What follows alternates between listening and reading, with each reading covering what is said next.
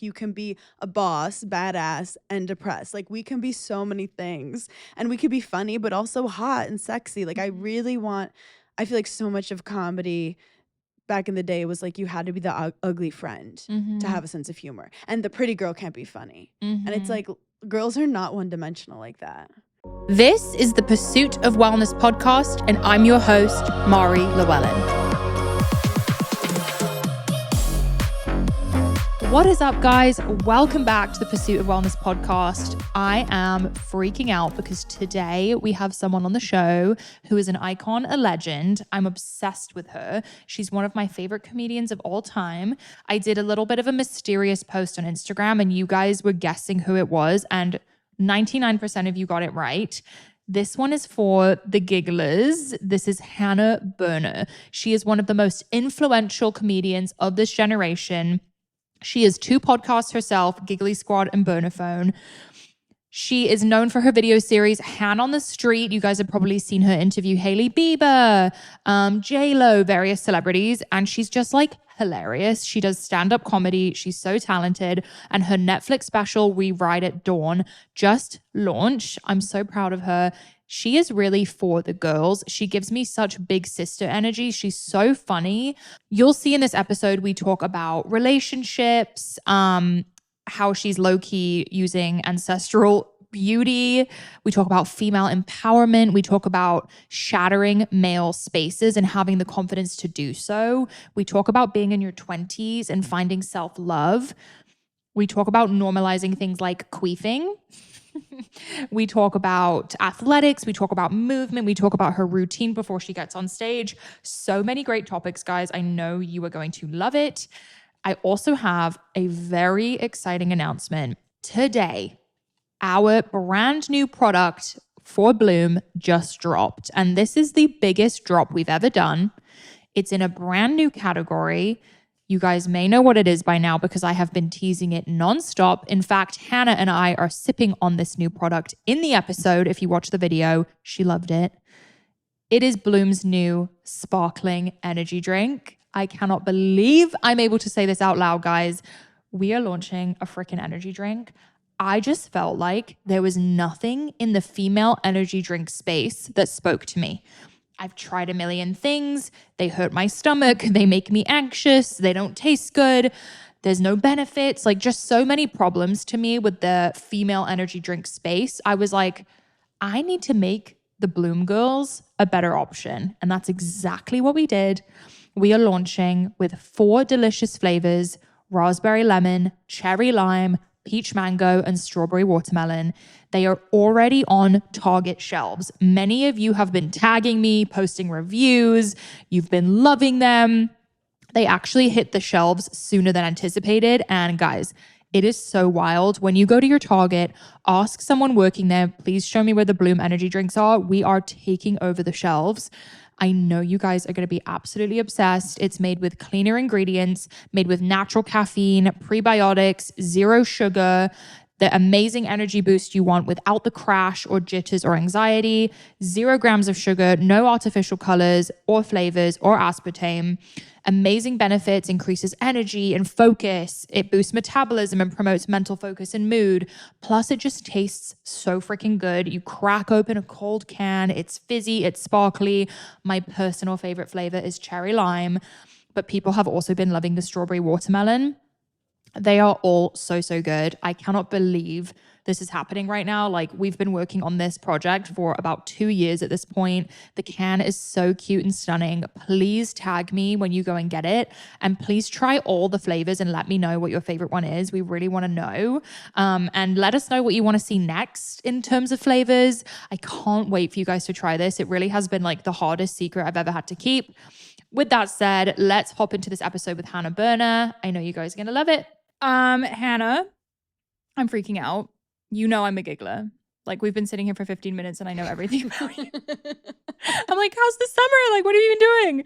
So, Do you want to tell them the first thing you actually said to me? What was the first thing I said? Oh, you're tall. I like your height.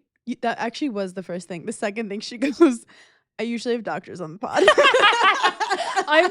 Guys, I meant it in the best way because I'm usually scrambling with my notes and my verbiage, but here I know everything about you and I'm ready. No, I love that. And I also want to let the people know this will be educational Mhm. and that laughter is a form of wellness. As is queefing. It's a release. It's a release. It's a release. This is a wellness. This may be like my The most wellness show of them important all. thing. Period. Anyway, I wanted to know if you're okay because you have done 50 podcasts this week. I haven't. Shut up. You just released your Netflix special. Yeah. You did a launch party sponsored by Popeyes. Don't think that went unnoticed. I was like, why is Popeyes tagged in every frame? And then I realized. Okay, so I wanted an ice luge at the party. And they were like, okay, well, it'd be expensive. We should get a sponsor. And I was like, put out feelers. Who wants to be a part of the party? And they were like, they literally as a joke were like, how do you feel about Popeyes? And I was like, this is my dream. This is my dream. And then it was also Red Bull and Under Armour too. Okay. And someone was like, is this like a Sports Illustrated party? Like, how did this happen? It's like a football party. But it was great. You know what? I've been running on pure adrenaline. I'm not going to lie. It's the body is so weird. Like I'm still don't understand cortisol and all those things. Cortisol, however you say it. But I think I have it. Yeah, you have it. I think you have it diagnosed. Like, I was on such a high because there's these times in your life where like things happen to you that are really exciting, and I'm actually not as comfortable with like that kind of joy. I'm better at like the chaos, kind of frustrated, a little annoyed at myself. That's like my standard. It's so sad. Yeah. So I was just like, oh my God, this is so happy. And I had all this energy. And then after like 6 days of it, I'm like crashing. I mean, I'm so grateful that you're here. I feel horrible, actually. No. I wanted to come so bad because also wellness is actually like so integral to everything I've ever done. Yeah. And I want to normalize it within artistic communities. Period.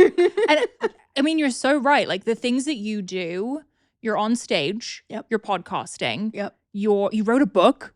That's crazy. These things require wellness. Well, I've always been obsessed with like these top performing singers like Taylor Swift. She doesn't just perform and then happen upon performing the next day. Like I know there's regimens. I know there's like the right kind of eating and recovery. And as a former tennis player, that stuff was so important to me. So now I'm realizing like for me to be at my best, just because I'm just talking doesn't mean that I don't have to focus on my mental health and it's my body. It's a performance like anything else. Exactly. What is the pre-stand-up like routine? Like, God, is there a ritual backstage? Oh, gosh. I know you don't drink that much, but like, are you having alcohol before you go on? Great question. So a typical day when I'm like over the last 3-4 years when I've been touring, I'll have like 3 or 4 shows in a row sporadically throughout the month.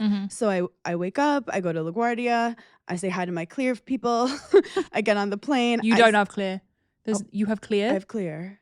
Oh. Or are we judging? I have TSA Pre too. Okay. Oh yeah, but Clear has been a shorter line than TSA. It's like it's a whole thing. Whenever I go on one, the other one moves faster, and that's just like the things I have to deal with. I think I have life. Clear as well, but anyway. Digital ID is I thought it was a scam. Is it not? I mean, everything at the end of the day could be a scam. It's all a scam. And this life is a scam. In conclusion. And I'm leaving now. No, but I'm really good at sleeping on planes because I'm like a child. The second anything starts moving, I'm like, I'm knocked out. So that's really good. I get to the hotel. I don't work out. I'm not going to the gym. I try to hydrate a little bit, but I hate water. I think it's boring. So I love throwing things in it, like Bloom. I like anything that's a little like flavored and fun. I want a fun little drink. Then I sleep. I keep sleeping. So people are like, Hannah, you're so busy. I'm asleep. Let's say I have the 7:00 show. Yeah. And it takes like 20 minutes to get there. I'll wake up at 5:30 and I'll do my makeup and I play music. So you do your own makeup for a show? I do my own makeup for stand-up shows. Okay. Because getting your makeup done can be really time consuming. I also feel like we are competing against like male stand-ups, and if we're like putting so much time into hair and makeup and styling all the time, like it just gets exhausting. And these guys are just rolling up with a hoodie like a kid that just got detention. Yeah. So I'd rather sleep than get my makeup done. And I've gotten actually very good at like 15 minutes do my makeup. I think it's because I did reality TV. I like learned how to be like camera ready almost. I also think it makes you more relatable. Like, I feel like if you were on stage full glam Oh yeah. and telling us a crazy story, Yeah. like I almost feel more connected when someone, do you know what I mean? 100%. I think you also have to feel like yourself on stage for the joke to work. It's like if you're wearing an outfit that doesn't feel like you're not as confident in yourself. So I have to feel like myself on stage. And people will sometimes make fun of my outfit or something, but there's always a story behind it. Like, why'd you wear those shoes? And it's like, because my feet were bleeding because I did like 3 shows in a row and I couldn't wear them anymore. Like, I put a blazer on because I felt bloated. Like, there's reasons because I'm performing. I'm not just like modeling at an event. We're not on a runway. Exactly. Respect to runways for sure. Respect to the models. So, but before a show, I wake up, I do my makeup, and then I Uber or whatever, head to the venue, and I chug Gatorade Zero Ice. What color? The like clear color because I don't want to like dye my lips. Okay, but smart. it's like a weird thing of like I don't want to be consuming a lot of like calories and sugar all the time, and I don't even know what's in Gatorade Ice, but I feel like it's better than like I don't know either. a Sprite. Yeah, for sure. So I like chug that. It's also giving tennis. It reminds me of my junior days because back in the day, millennial girls, like we were drinking Gatorade, Powerade, and that stuff was crack cocaine. Yeah. Like the full. I think I skipped that because I was in England. Good. You know. I glow in the dark now.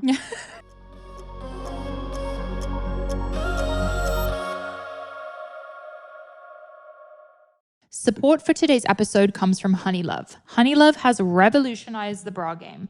Say goodbye to underwire bras without sacrificing lift. I'm someone who needs to be wearing a comfortable bra. I cannot stand when bras dig into me, and I'm absolutely obsessed with Honeylove. Honeylove's bra features supportive bonding that eliminates the need for uncomfortable wires.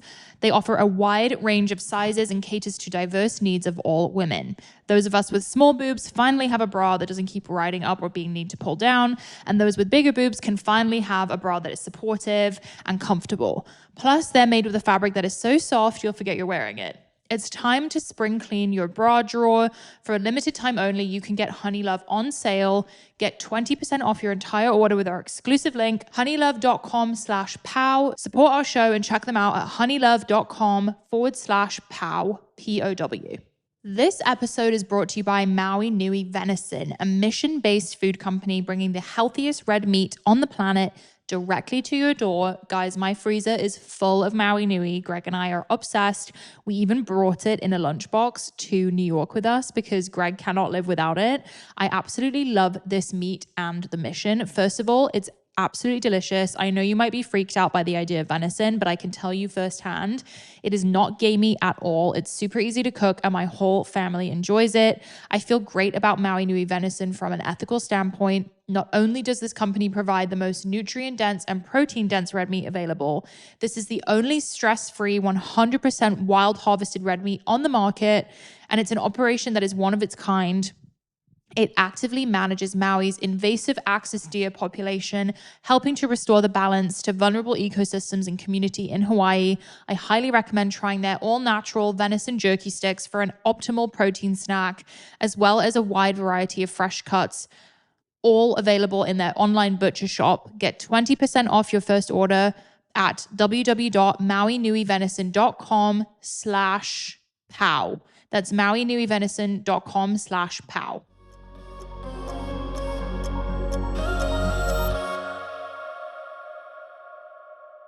So I drink that, or I like to have like I'll put a tea, I'll do something like that, but I love drinks that are flavored.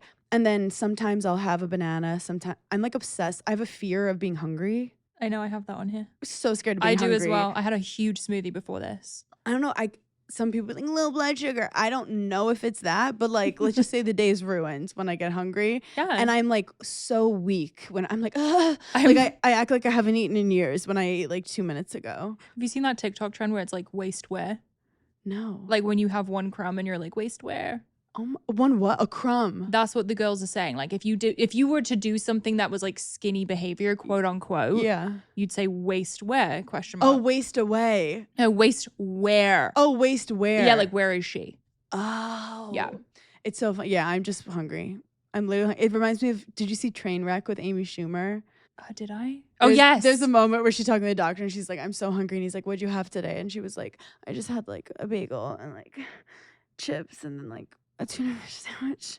And then I did have a banana. And she just like keeps going. I'm like, that is so me. Yeah. What snacks do you keep? In my rider, people make fun of me. I have turkey. Okay. I did have a phase where I said hard-boiled eggs because I researched that it was like good for you, and then it was disgusting. Like it was not like, because they'll just find something from a deli and get it for you, and then like pre-boiled. Yeah, it would like upset everyone in the room, and it smelled. So I honestly, you don't eat that much before because like your stomach there's so much adrenaline, but you have a little, and then the problem is when you get off stage, let's say it's like 9, sometimes 10, you're starving. So then you have to like make a good decision. I will order like enchiladas in Missouri. Like I'll do crazy shit on Uber Eats when I get home, depending on my mood. It's really hard to eat healthy on the road. Yeah, it is, because there's food deserts out there. Like I was in Arkansas the other day for meetings, nothing. And not even an option for like a salad sometimes. So I'll try to like have protein, but like my body, I'm like a dog. Like I have to be run. And like my whole life, like my parents were just like, put her on a court, put her somewhere and let her just run it out. So the fact that I've not been able to like move that much was pretty like not healthy for me. So this summer I've taken up tennis again now that I have some time.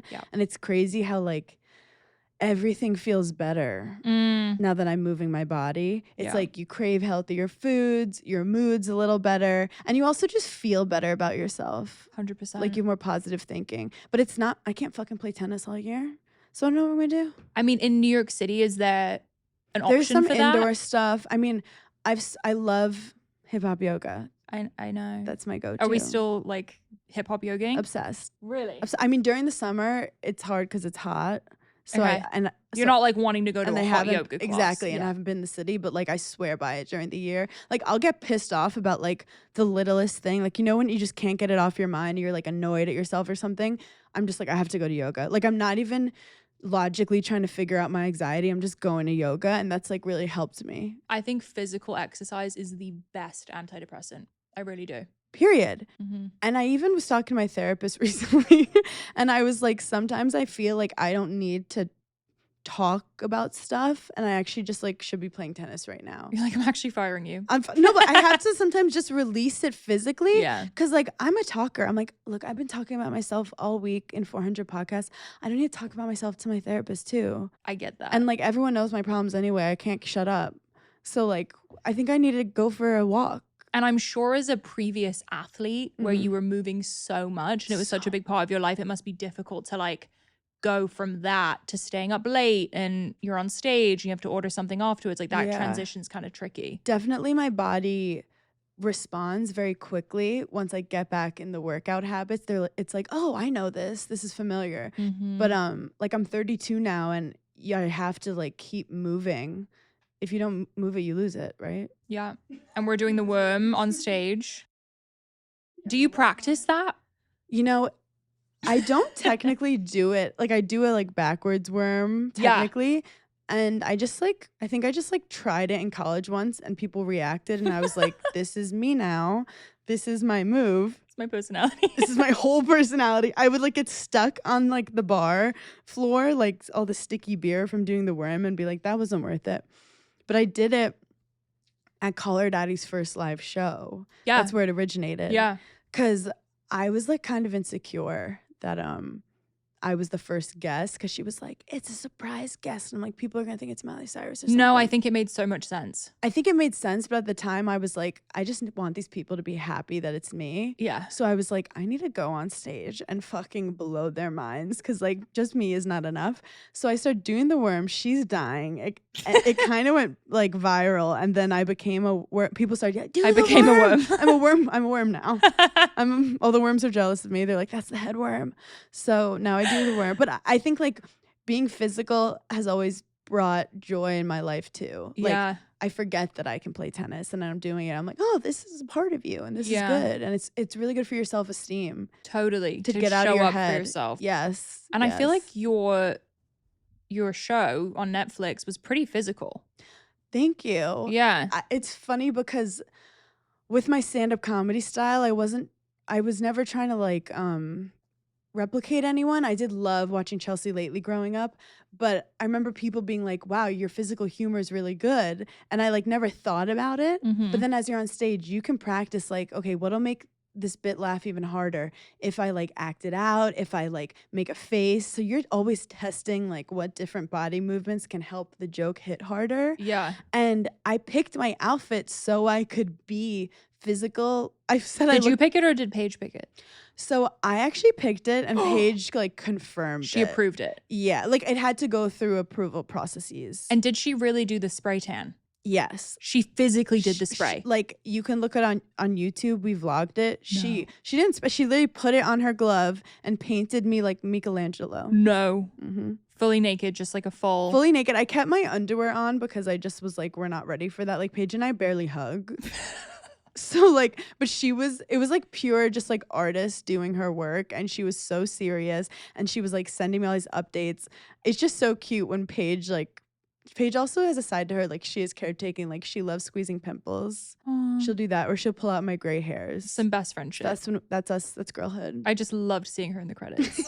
And well, we had a joke that they literally will just message you things like, okay, we need to do your special things. Who do you want in it? And I'm like, I don't know. Like, so I'm like writing all these names. And then I was like, Paige, wouldn't it be so funny if I put you in a special no thanks? And she was like, do that. And I'm like, no, I don't want to like people to think cause I'm like, drama mad at you or cause stupid drama. So then I didn't even tell her and just put her in the spray tan.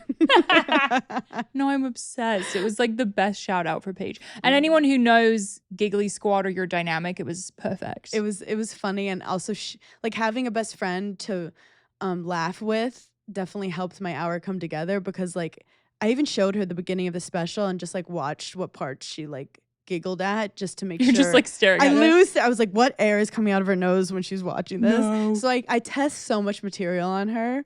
Do you test it on Giggly? 100%. Okay. Sometimes it's on purpose, but sometimes it's like I just want to make Paige laugh and make the gigglers laugh. And when something hits really hard, I'll be like, okay, I want to try that on stage. My Nick Cannon bit, the ending bit about vibrators, was a line I did at a Giggly Squad live show that like the crowd loved. And I take out my phone and she's like, are you texting during this live show? And I'm like, no, I have to write what I just said down because I'll forget it. Yeah. And like, this is a good bit. I feel like I hear so many moments on your show where I'm like, that hit. I think the birth control story stemmed from a Giggly Squad. So like, you can actually see when I first say something and then develop it into like a full joke with a lot of tags and bits. But it is definitely like creativity you can't force. Like the Delta headphones, was that the first time on Giggly? That was the first time on Giggly. Okay, and that just became a thing. I haven't figured out how to convert it. I think there's something funny about not trusting like the You're low-key a biohacker, by the way. The fact that you use wired headphones, when I heard you say that, I was like, wait, is she like a biohacker low-key? But she's like, you know. No, it's never that deep with us. Like it's never deep at all. Me interpreting it, I'm like, oh, she's like worried about EMFs. It's so funny. No, I'm like, I don't know. I don't trust myself because I'll lose anything smaller and not connected. I took a Delta flight here and it was the first time I noticed them handing out headphones. That's the best part of the trip. Yeah. Well, the lady next to me took them and I was like, this is insane. Like, people really take these fucking headphones. Paige and I do talk about wellness a lot though, but we're like very different with it. Like Paige is the person that will like buy everything and try everything to the point that I'm like, maybe you have too many serums on your face and you're clogging all of your fucking pores. Yeah. Where I'm leaning into like, what do they call it? Minimalism, but also not on purpose, just because I'm lazy. It's called like not retrograde beauty, but there's this like beauty now where they're basically saying like less is more. Try to be like what our ancestors were. Yes, like, what did they do? Yes, and I believe in that so much because we're fighting capitalism every day, and it's like what works, stick to it, and you can't. There is a high of being like, I found a new thing that's gonna like snail mucin is gonna solve all my problems, and it won't. And like if it does, great, it works for you. But like we keep consuming. Has Paige tried it? Yes. Okay. She's tried everything. I haven't tried it. She's tried everything. Okay. Well, what you're doing is called ancestral living, I think, right? Oh my God. Wait, my head just got so big. New bio. New bio. Changing my bio right now. Ancestral living. I love that you called it retrograde beauty. That sounds like a brand. I know. Obsessed. That's your next drop. That is okay. so On top of funny. everything else you're doing. Oh God. Yeah, ancestral living. I'm a big fan. I think whatever we were doing back then must have been working, right? Yeah. You know? Well, and it's also it's almost the concept with beauty sometimes where I feel like you have to listen to your body. Mm-hmm. And if you're like constantly just like forcing stuff or trying to fit into like different norms, I try to just lean into like everyone's different, find what works for you. Mm-hmm. But that's a lot of experimenting and stuff. 100%. But I also sometimes just feel like less is more is not going to hurt you. I mean, you have beautiful skin though. Oh my God, thank you. I think it's because it's ancestors. Thank you guys. I love it. My angels. It's ancestors. No, like my grandma. Have you seen my grandma? Nana still got it. No, can I actually see her? Do you have your phone? I don't. Can you show me after? Because I'll I've show heard you you after. reference her So so many times. She needs to come on the pod, but she's 83, has never had any work done. She's the most beautiful woman I've ever seen. Like to the point that whenever she walks into a room, everyone goes, No. like she's a star. Wow. But she's like so diligent. Like she stays out of the sun. She sleeps on her back like she's in a coffin. She loves like ferulic acid or something. How do you even Hyaluronic? She does like hyaluronic. She has like her certain serum she uses, and she just like is glowing. So I'm manifesting that I'm gonna look like her. You will. Like I'm gonna look better throughout my life. 100%. Have you brought her on stage? Yes. No. It was she's hysterical too. She's like an Italian from Brooklyn, New York. Obsessed. And the crowd was like chanting Nana. And her whole life, I think like she loved Hollywood and she always wanted to be like a creative person. Wow. But like back then you're 18, you get married, you raise kids. So it was like this beautiful moment of like at any age you can chase your dream. Oh my God. And she's amazing. Like she has a following on Instagram. Like she's literally an 83-year-old influencer, just like loving life. She might be the only one. She may be. I mean, there's a couple grandmas on TikTok, but I don't think Yeah. they're running their own accounts. She runs an account. My little cousin like helps her sometimes, but my papa's taking the photos of her in the kitchen. No, Full team effort. it's a full team. I'm the manager. Obsessed. Does she do brand deals? We did a brand deal together for Thanksgiving. It was incredible. We like did this thing in a kitchen, and it was so funny because she walked over and her only job in the beginning of it was to open the fridge, and she like couldn't open the fridge 'cause she's so like dainty and cute. But she was hilarious, and I love seeing women of all ages just like continue to chase their dreams.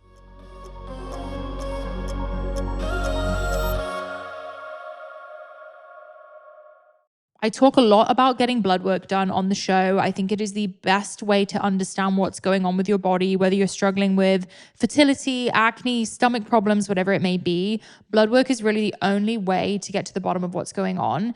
And you guys are always asking me for recommendations of how to do that. Life Force is leading the way for personalized proactive health. It gives you access to regular blood testing, measuring more than 40 biomarkers every 3 months, coupled with functional medicine support from their team of clinicians. It is so important to test regularly so you can understand how things like your hormones, critical nutrient levels, and metabolic health are impacting how you're feeling today and identify any risks you should be aware of in the future. What sets Life Force apart from other testing companies is their clinical interpretation. If you've ever done blood work, you know that it's so difficult to read the results and you really need medicine clinicians to help you interpret what's going on and give you a personal blueprint to improve your health. Plus, getting a functional medicine doctor or concierge doctor can be so expensive. A Life Force membership is only $129 a month with no commitment, so you are never locked in. Listeners of my show save $250 by going to mylifeforce.com/pow.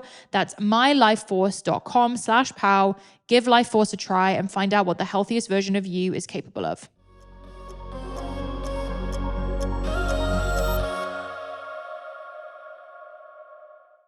I want to talk about that because I feel like your podcast and your stand-up has kind of like feminist undertones, low-key. Overtones, some would say. High-key. Yeah. Which I love.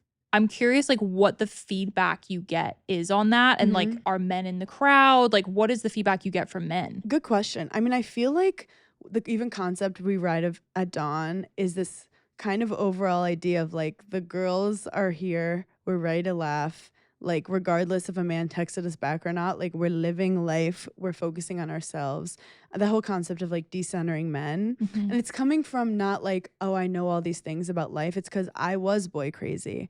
I did see value in like a man liking me, and I have like had bad nights with my girlfriends because I was obsessing over a dude and I didn't want to be there, and like we all are like that at times. Yeah. But I realized once I started focusing on myself and realized that like if a dude is hurting my mental health, like you're not an asset and I don't want you around me. And it was like a super powerful thing, and I think it just happens when as you're growing and maturing.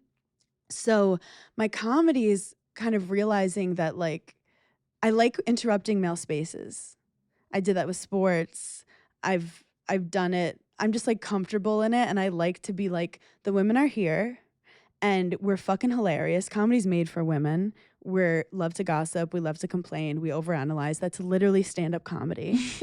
And growing up, I was very competitive with other women because I was a tennis player. Yeah. So it was literally like you show up, you see a girl, she's trying to beat you. And I think there was like pretty intense jealousy when I was younger of like girls who were ranked higher than me. And that kind of intensity, it made me have to mature and be like, you can't live your life like hating people. Like I had to learn to cope with jealousy at a young age. And then once I got out of tennis, I was like, wait, all these girls are on my team now.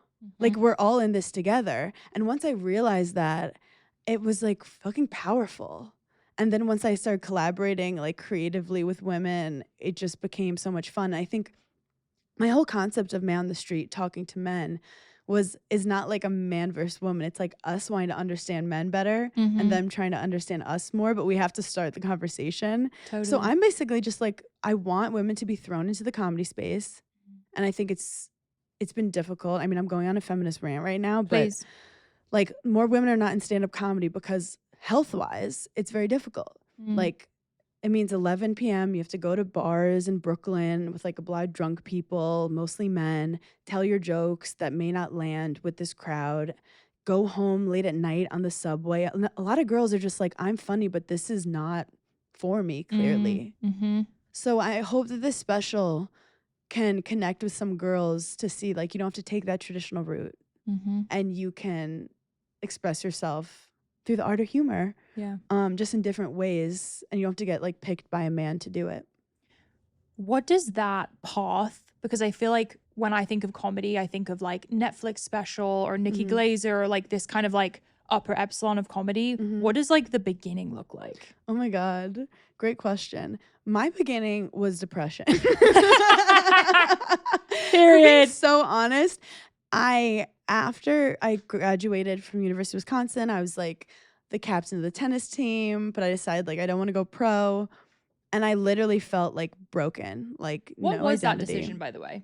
That decision was based on becoming a pro tennis player is really difficult because you're basically an entrepreneur. You only get paid when you win. You have to travel all over. You have to pay for your coaches, your equipment. I just financially didn't feel like I was in a place to do it and had felt burnt out. And I just was like, I feel like there's a creative side to me that I was suppressing. It's not like I like very early on, I showed like athletic prowess and was like thrown into it. Like 8 years old, like that's all I did. Wow. When like before that, like I loved painting, I loved acting. Like I really had a creative bone. Do people say that? I just said it. Creative bone, yeah. Creative bone. So creative soul. Creative soul. So I basically was like, I feel like I've been suppressing like a side of me. So after college, I was just like trying to find something that worked. And I wanted to get into video, but this took like 5 years to even admit that I wanted attention in that way. No, like admitting that you want to take up space is it takes balls. And I think when I found out that like you could get paid for being funny, I was like, no. Also, like you can't. I always thought that you had to struggle and hate what you were doing to be like a champion. Like champions were the people who worked the hardest and like were grinding through and dealt with the pain. I never thought that you could find something you liked and then like be great at something. It just wasn't how I was learned about life. Yeah. So, but once I started making funny videos in the beginning, that was when I was like, oh, like this, I actually really like this. And I don't care if I make any money ever. This is like, I feel alive. I feel like myself. So most people get into comedy by they start doing open mics, and then they just kind of like hope that people put them on lineups, and then you start getting more spots, and it's a long road. I started creating content online because for women it is like safer and easier for us. And then it really just, I kind of kept putting myself out there, and then have done a lot of things in entertainment. I've done from podcasting to reality TV to interviews. Like I just like to create. And then stand up kind of, I didn't even want to be a stand up. Like it kind of, it was like a dare from my friend one day. Were you terrified the first time? I was not terrified, but I felt like I might deal with performance anxiety like I did with tennis. I had a lot of pressure on myself with tennis. So I was like, oh, maybe those demons are going to come back and I'm going to choke. And I went on stage and I felt like eerily calm. And I never felt like that with tennis. And it's one of those things, there's like a meme going around of this little girl trying to kick a soccer ball and she like whiffs it. And then she does like a backflip to go the back of the line. They're like, you're not bad. You're just like doing the wrong thing. And I literally was like, oh, I'm a performer, but I wasn't meant to do it in that kind of environment with all these rules and like coaches yelling at you. Like I'm mean enough to myself. I don't need that. So comedy, I was like, wait, you don't lose. You just express yourself. You're making people laugh. And I'm only doing it for me. I'm like, this is fucking cool. Yeah. And then I think I coached myself in comedy the way I wish I was coached in tennis. Like my past career helped me mentally be prepared for this. Do you feel like you bring the discipline you had in tennis to comedy? Because I feel like you work your butt off. My discipline's insane. Yeah, I see I that. think there's some people who are genius creatives who like won't respond to an email. Where like I'm psychotic, where I'm like, this is the strategy for this month, and this is my to-do list, and this is what I want to get better at, and I have to learn this, and I want to hire someone to do that. Like I'm obsessed with the entrepreneurship of it. Yeah. I'm obsessed with the marketing of it. I love video editing. Like I love the creating of it. Yeah. Like when it came to my special, like I was obsessed with the set design, the outfit, the lighting. Like I loved every detail of it. And it just like, I just feel like a little kid that's painting. Yeah. And the fact that I posted the special and people are like enjoying it is like probably like the greatest feeling I've ever had. I can't even imagine like seeing your face on Netflix. It's crazy too because we had so many edits. Like one day I sat for 10 hours in the editing booth with the editor, just like going through everything, and you're questioning yourself and you're like, is this good? Is that good? I don't know. So there's so many like mental breakdowns. Because it's an hour long. How long was it in real life? So each show is probably like an hour 15. We did 2. Okay. And then you like cut them together. Same outfit? Same outfit. No. Same hair. It's back-to-back shows. So like your hair's the same, your makeup's the same. Oh. And then you cut together the best bits. Wow, I had no idea. Yeah. Movie magic. It is fun because you never film yourself. It's mostly just live performances. So to think of it as like a special that's filmed was like a fun thing for me to do. Lives forever. Yeah. I love what you said about like feeling like you have to struggle to succeed, because I've been through that before as well. And I kind of have a hard time even now with this show, learning to just enjoy it and have fun and not be like insanely intense about everything. Yeah. How have you gone from like the rigid mindset you had in tennis to having more self-love now?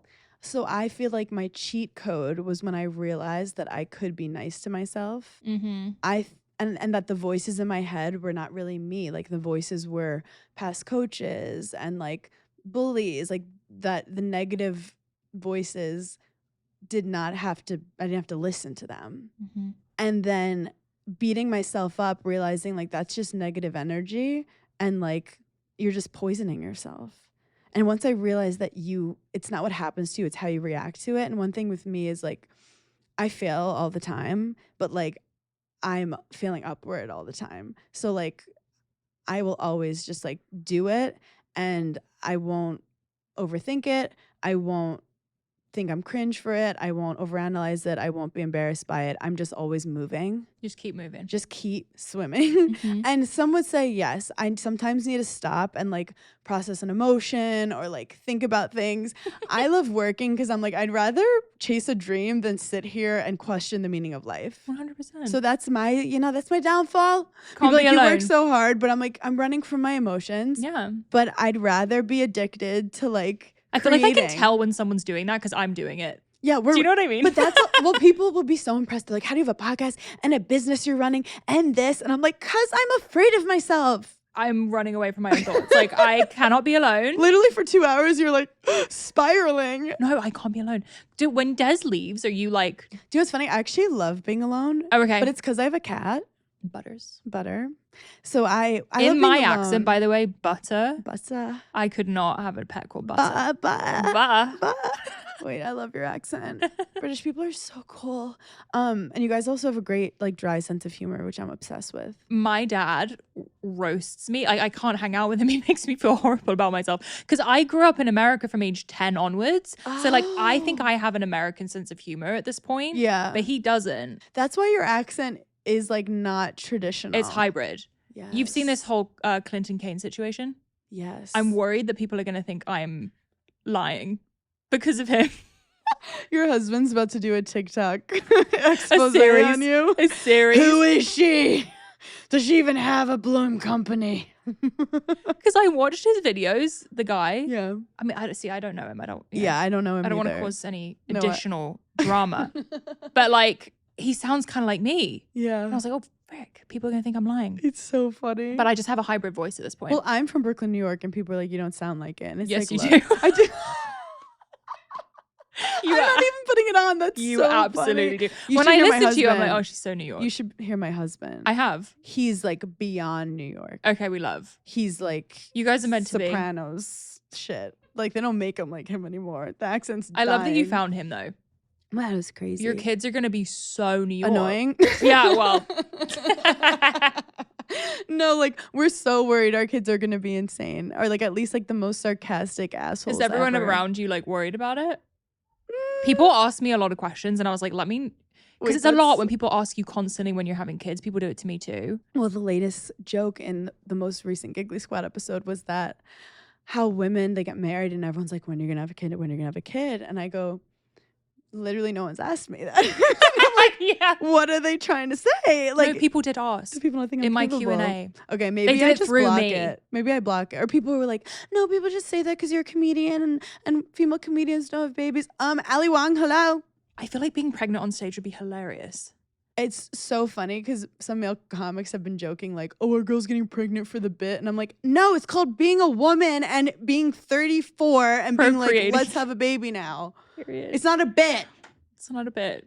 But it would kind of add to like, I feel like you could do a lot with that. Well, we joke that like the content would be next level. It's always hard to think about like, as a content creator, you have these cute babies and like, do you want to show them or not? I know. I don't want to say it because I know I'll just be like, I'm the cutest kid ever.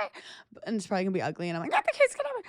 But I feel like you have to talk about them on stage because that's your life. Yeah. And it's made comedians' whole careers. I mean, Jim Gaffigan, Kevin Mhm. Hart, like it's all about family life. But Bert Kreischer. yes. And I think from the female perspective, it'll be interesting because I'm not like a caretaker, so that could be really funny. That is funny. Yeah, Like you're coming from a just trying to get all the moms to just like quiet quit.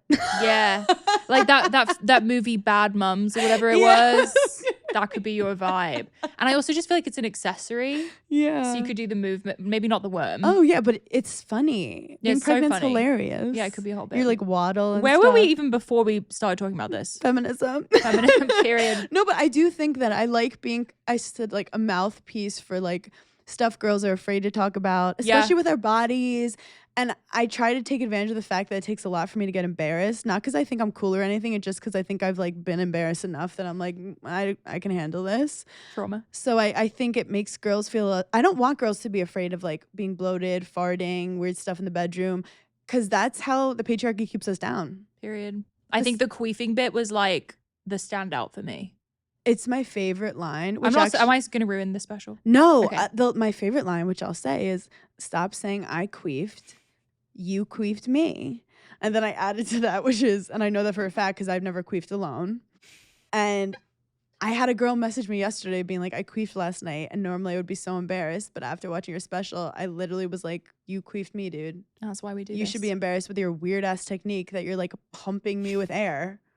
Figure it out. And you're like, that's why I do this. That's And a tear what fell. I bring to this world. No, but you're so right. Like, you really do normalize weird stuff that we experience. Like, yeah. even you talking about discharge on Giggly Squad made me feel better about myself. And I also think it's kind of fun that you don't have to be like, oh, I'm ugly and stupid and funny. Like, I like the fact that I could 1 second be talking about like something I accomplished I'm really proud of, and the next thing talking about queefing. Like, I want women to be multifaceted. Like, you can be a boss, badass, and depressed. Like, we can be so many things, and we could be funny, but also hot and sexy. Like, I feel like so much of comedy back in the day was like you had to be the ugly friend to have a sense of humor, and the pretty girl can't be funny. And it's like girls are not one-dimensional like that, and we have sides of ourselves that we suppress because we're trying to fit these like character molds that were written by men. Was Nikki Glaser like a crazy moment for comedy?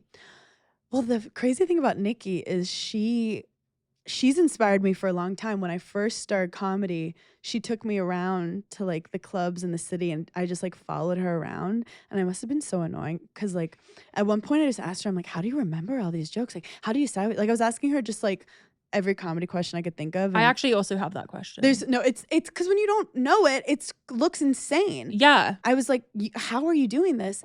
And she had me on her pod. I had her on my pod, and she's been killing roasts for a long time. And I was at the behind Kim, right? The roast on behind Kim. Iconic. And they only had her and Sam J as the only girls in the whole thing. And I'm like, these women making fun of football players is our favorite thing to do. And they should have had more women on the lineup. I think it would have added more like fun, different energy.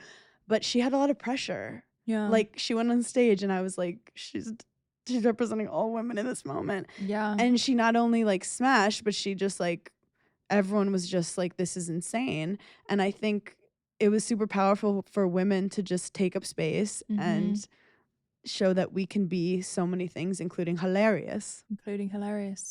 I want to talk to you about your career path, and a lot of the girls had questions about confidence because I didn't even know you were on reality TV, by the way. Back in the day, I found you on, it's called Hannah on the Streets, right? Yes, that's how I found you.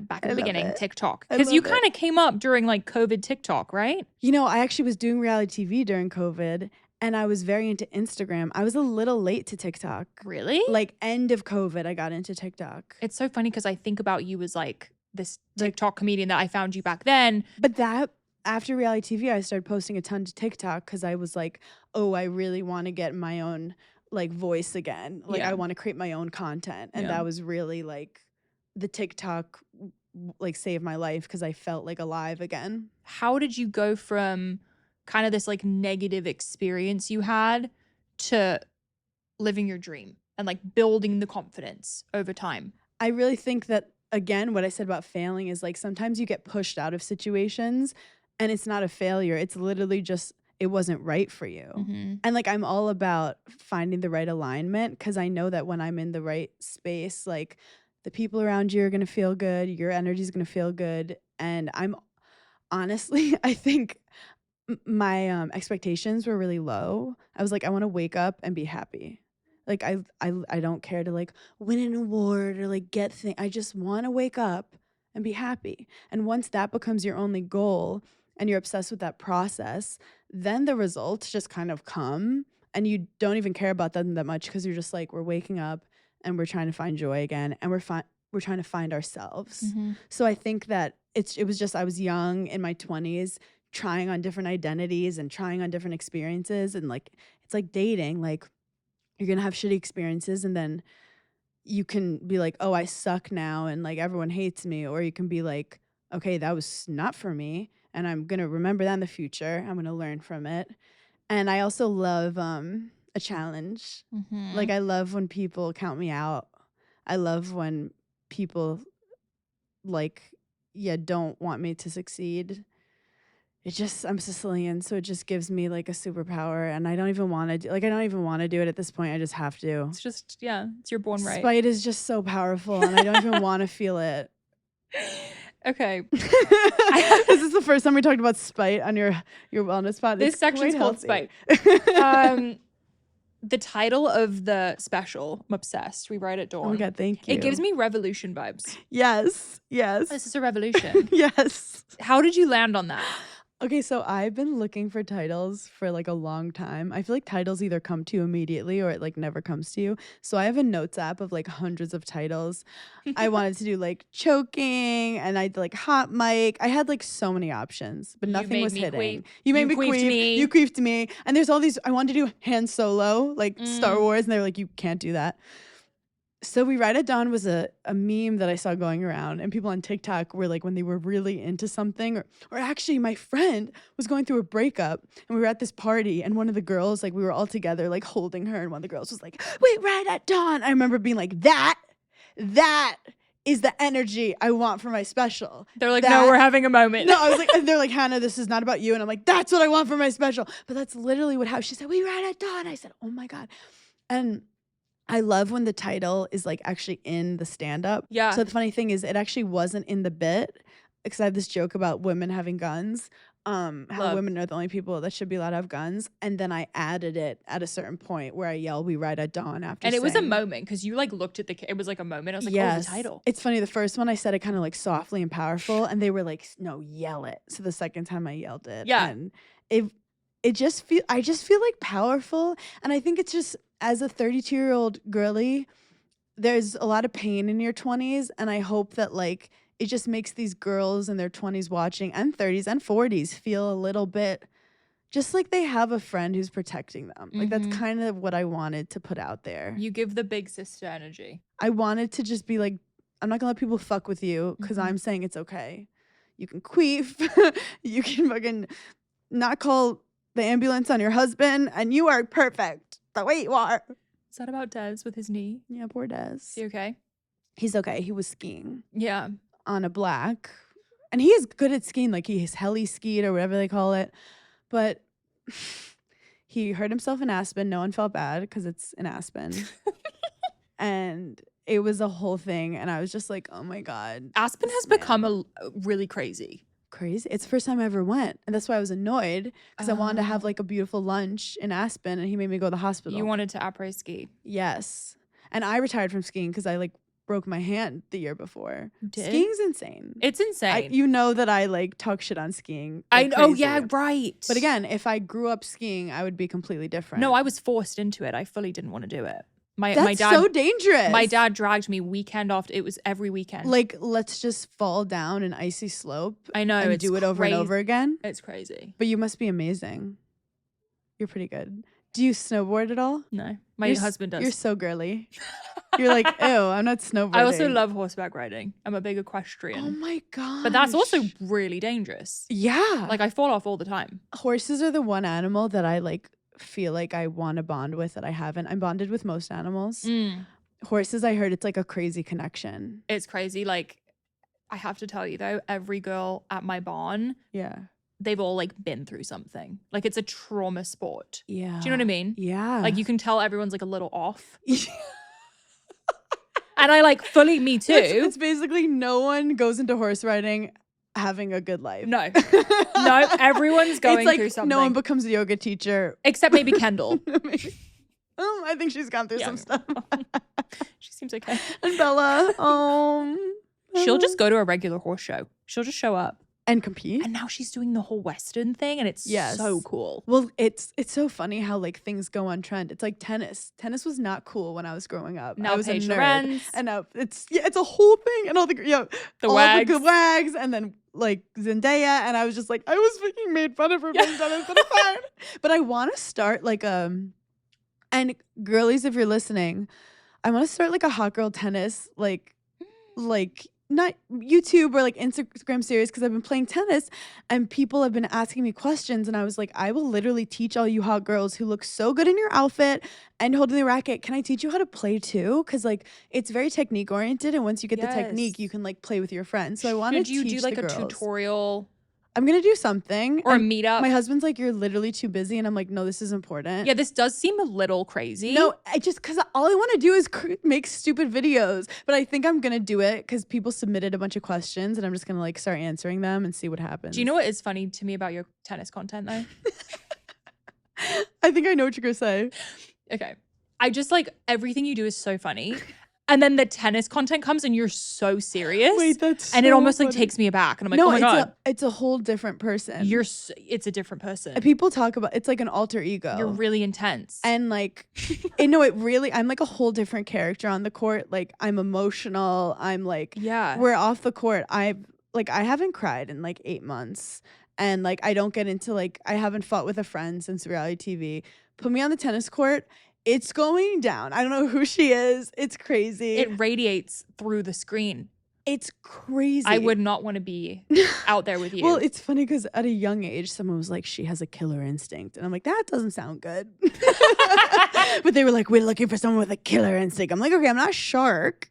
But I do think I've taken, I actually don't love competing, even though like I am very competitive. I don't love the vibe of it. The energies can be a little intense. So that's why I really think like I took all the stuff I loved from tennis and that I was good at it and put it into comedy, from the like diligence and just knowing like you every day you put a little bit more, you're trying to improve and being easier on myself with it. It's hard work. I mean, you're up late, you're showing up every day. It's wild. God. You're doing another podcast after this. The admin of it all. It is like, but it is like an exercise where my crowd work's gotten good from podcasting so much. Like Your we're crowd riffing work right now. Is wild. I'm Oh my God, obsessed. thanks. It just happened one day. Persephone. Isis. Oh my God. That was, where did she come from? It was like a plant. I remember the girl said her name was Isis, and for a second I looked up at the comedy gods and I said, thank you. And then I realized, oh fuck, I have to like do something with this moment.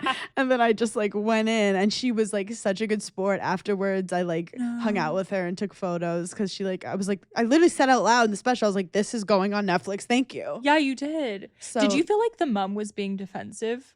The mom definitely, well, at one point, my show's become a girl's bathroom. At one point, a girl starts crying next to her because she's just drunk and like having a really good time, but like being cute. And she's holding her hand and she was like, it's not your fault. It's not your fault. I was like, it's not her fault. It's the mom's fault. Like, it's literally the mom's fault. Their name's Isis. And they're laughing. And I think the mom was realizing, the mom like loved it, but I also was poking fun at her life choices. I know, I was watching her face I would be like, I feel like there's definitely like a reason, like there's more people who have reached out like, oh, that's my name in this culture, like it's okay, but like, so I don't think that was why I was like, was she inspired by them or where did this happen? it was crazy. But I do like everyone to feel like they're in on the joke with me. Like it's important that you're not being mean. No, it didn't come off mean at all. It's a interesting. I mean, I'll be mean to the men, but the men weirdly like love when I'm mean to them. Like they want me to be mean to them. They're sitting there for a reason. Yeah, it's some weird dominatrix. If they show shit. up at a Hannah Berner show, they'll wear their hat backwards in the front, and I'm like, you motherfucker! Like you wanted to piss me off today. You wanted to ruin my day.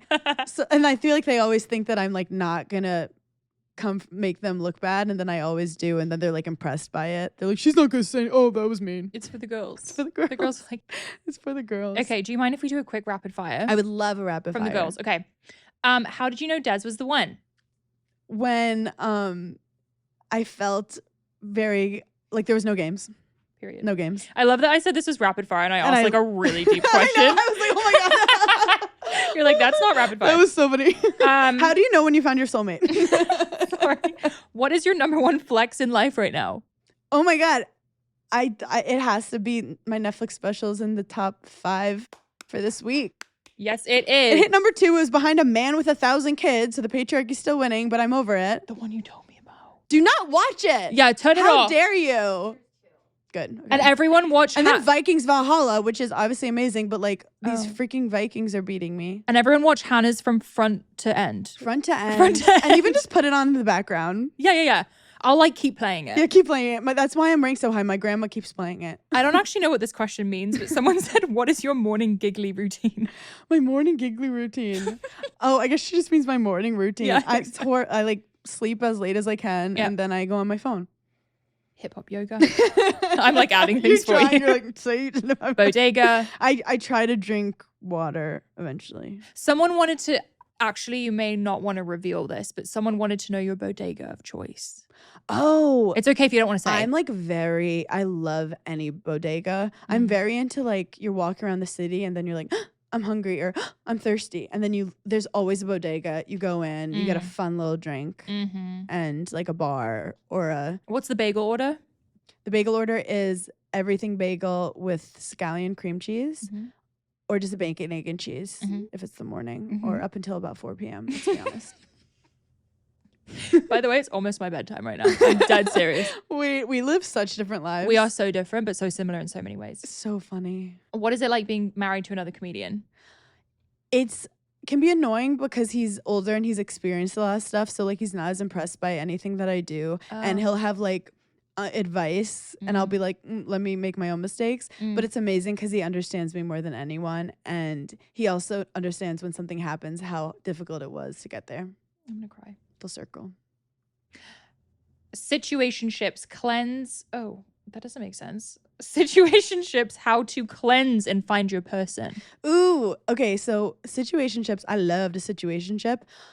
A lot of the time you're in situationships because you actually are not being open and intimate and you're kind of attracting people who aren't because you're not. That's what I realized about myself. So it's like the second you're actually ready, you'll attract the right kind of guy.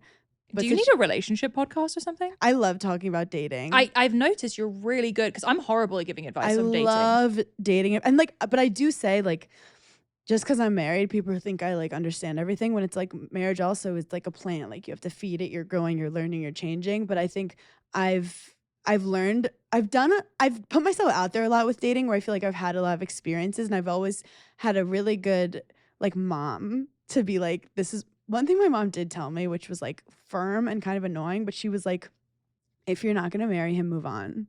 Like I've been in relationships after like a year and she's like, do you want to marry him? And I'm like, no. And I'd be like 27 and she's like, break up with him tomorrow. And I'm like, that's so blunt, Mom. And she's like, we don't have time.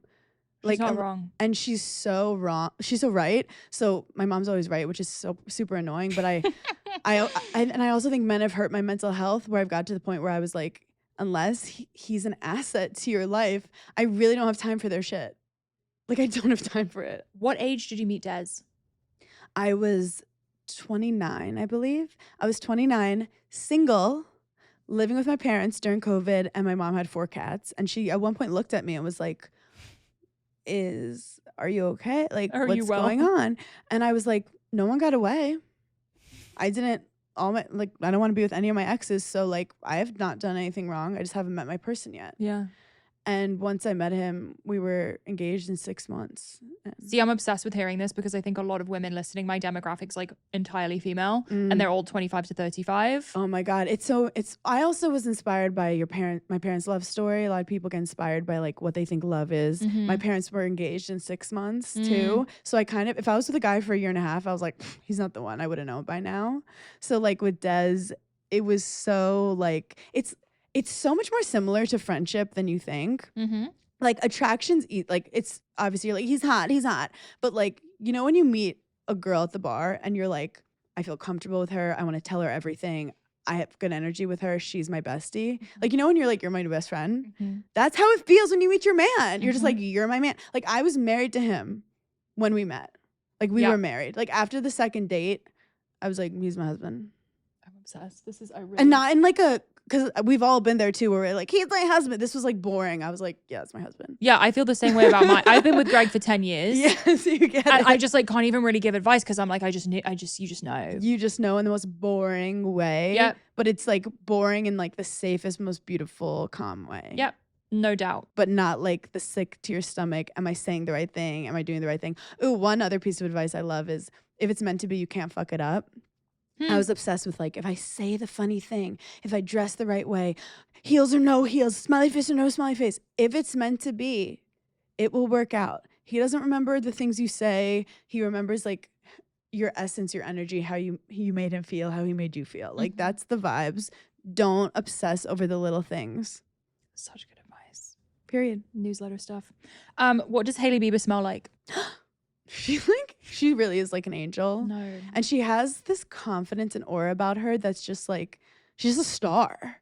And then she's like so smiley and light, and like she just seems like a normal girl who happened upon being beautiful and married to Justin Bieber. Is her skin insane? It's oh my God.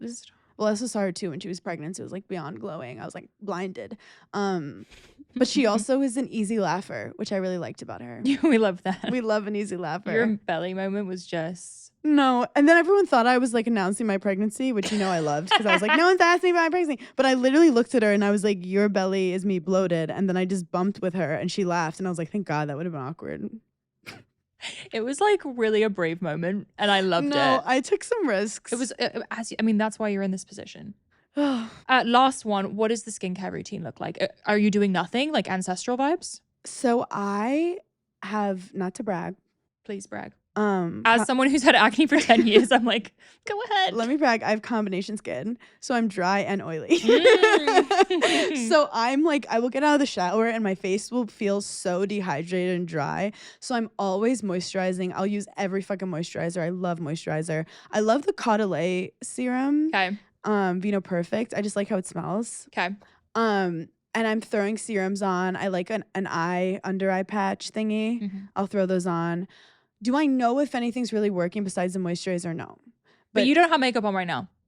I have some powder on. It's worth whatever you're doing. It's great. You know what? I have a little tan, and it changed my life. It fixes everything. It's changed. Getting tan because it burns everything off. It really does, and you like don't need to wear makeup when you're tan. I agree. So that's not to brag. Have you used tallow on your face yet? I used to for like TV stuff. It just stresses me out. And then I always like fuck it up in some way. But I feel like if you need to, do it. But I'm more like, you can always change yourself to think you look better. But like when there's like a dead winter where I'm so ugly, but I'm so used to looking at myself pale that I almost like myself. And there's like, it's just, I kind of like, because then the summer you're so fucking hot, people lose their mind. Like there's something nice about that. It's almost too much. It's almost too much for people to handle. Yeah, it's like I feel bad. It's almost like nails. Like, you know, if you never do your nails just start looking normal and good when they're short. Yeah. And you forget what your long nails even looked like. Like so much of your beauty is really like the eye of the beholder and perspective. And with that, a poet. With that, Hannah, thank you so much for coming on the show. Seriously, I'm such a big fan. Oh my God, thank you for having me. Thank you for responding to me. I think I DM'd you and I love everything you're doing. I DM'd you for sure. But I felt like I DM'd you. We both DM'd. We've been going back and forth. I know how busy you are. I really appreciate it. Sorry we ruined your nails today. I did ruin one nail because I opened one of Bloom's new products. It's a little dangerous, but in the best way. Oh, guys. She's a little dangerous. Be careful. Can I see them? My nails? Yeah. I just feel like your nails are like a big part of who you are, kind of, at the moment. The ups and downs of my nails, yes. Like it's chaos. Like we never know. They'll be outgrown. They'll be crazy colors. I'll have like insane accidents at the place. Like I'll kill the whole family. Like there's a lot going on. I feel responsible for what happened today. No, it's okay. I mean, I'm not going to be over it for a while, and you probably shouldn't DM me for a while. Okay. But I'll delete you out of my. We'll wait for this nail to grow. Mute me. Thank you so much for coming on. Thank you. Where can everyone watch the special? Where can they listen to the show? Watch the special on Netflix. We ride at dawn. DM me. Tell me your favorite bits. And then listen to Giggly Squad if you love this pod too. And read her book. Oh, yeah. And you can order our book, which is actually called How to Giggle Life Advice for look at me. I don't even know what the book was. I literally don't know. No, it's a guide to taking life less seriously, which is health and wellness. Don't take life too seriously. Thank you, babe. Thank you. Thanks for joining us on the Pursuit of Wellness podcast. To support this show, please rate and review and share with your loved ones. If you want to be reminded of new episodes, click the subscribe button on your preferred podcast or video player. You can sign up for my newsletter to receive my favorites at marilewellyn.com. It will be linked in the show notes. This is a Wellness Out Loud production produced by Drake Peterson, Fiona Attucks, and Kelly Kyle. This show is edited by Mike Fry, and our video is recorded by Luis Vargas. You can also watch the full video of each episode on our YouTube channel at Mari Fitness. Love you, Power Girls and Power Boys. See you next time. The content of this show is for educational and informational purposes only. It is not a substitute for individual medical and mental health advice and does not constitute a provider-patient relationship. As always, talk to your doctor or health team.